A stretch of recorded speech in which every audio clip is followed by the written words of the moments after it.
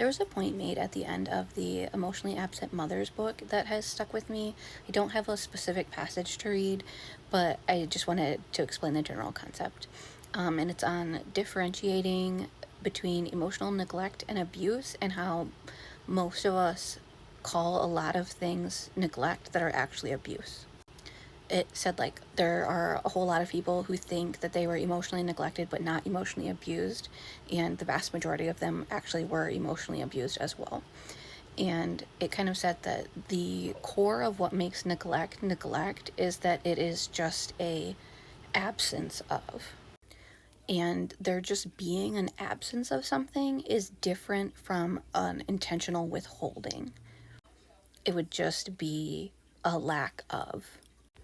And so, in the same way, emotional abuse then would be when a child's emotional needs are not met without there being intentional withholding of those needs.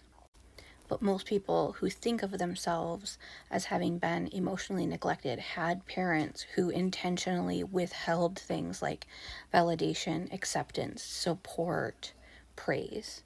And if that was a choice, an intentional withholding that your parent did, then that's actually abuse, not neglect.